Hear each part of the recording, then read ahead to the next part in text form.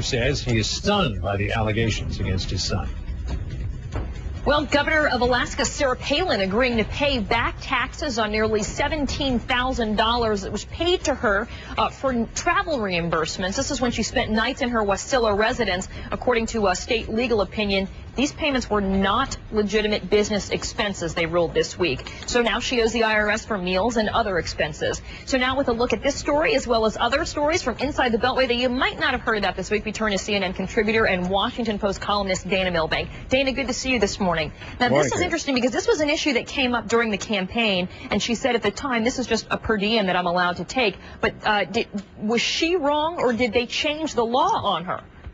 Well, she was allowed to take it, but she also had to pay tax on it. It's a bit of a quirk of Alaska law there, because technically her office is up in Juneau. When she is in Wasilla, she was technically on the road. But it sounded a little fishy, so the Washington Post actually originally looked into it, and now the state is saying, well, she's got to pay back the money on that. But I think this sets her up just perfectly for a job in the Obama cabinet right now. That everybody needs to have a back tax problem. In fact, I thought that you would enjoy this. Let's put up another New York Post cartoon, not the one that's raised all the ruckus, but a different one about Sarah Palin. Can we show that one real quick?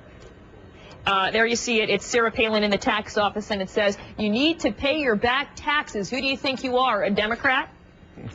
It seems to be a bipartisan issue this year, but I'm telling you, Health and Human Services still open, Commerce Department, she'll be just fine. It's only 17 grand, and the book contract's going to be a lot more than that. You know, this is another funny situation that happens a lot. You think a song is your theme song. It either captures your campaign or captures the message you're trying to bring along politically. However, the band doesn't always agree. And in this case, we're talking about Aerosmith, Back in the Saddle. And apparently that video was, that song was used in a YouTube video to celebrate House Republicans unanimously voting no on the economic stimulus bill. Well, it seems as though Steve Tyler and the bunch are not too thrilled. No, the House Republicans have had some problem with this sort of thing before. Last year, they decided that their election year theme would be "The Change You Deserve," until they found out that was actually the slogan of the antidepressant drug Effexor. Now Eric Cantor, the #2 House Republican, has gone with "Back in the Saddle." And even though the lead guitarist was a McCain guy, they said, no good, you're going to have to take this down, which they did. But it could be worse. They could have, instead of "Back in the Saddle," they could have gone with Aerosmith's "Get a Grip." I think that would have been even worse. Or "Love in an Elevator" wouldn't have been too great either. But, you know, Richard Pearl, by the way, of course, he was held up as this neoconservative, one of the biggest advocates for going to war in Iraq, and an advisor, of course, to the Pentagon in the run-up to the Iraq war, is doing some major backpedaling this week. It's very interesting what he's saying about his foreign policy views now. Tell us about them and why the change of heart.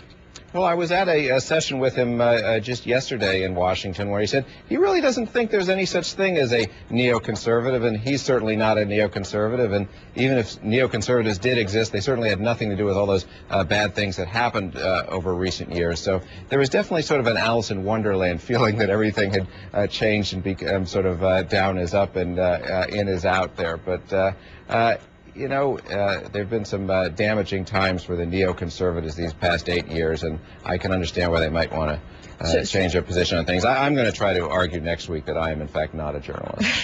So this notion of preemptive attack and also using military power to spread democracy, sort of the hallmark of the neocon thinking, he says that that's not the case. Didn't happen. It was a figment of your imagination, Kieran. All right, Dana Milbank for us, always finding interesting tidbits to share with us. It's great to see you this week. Have a great weekend. Thanks.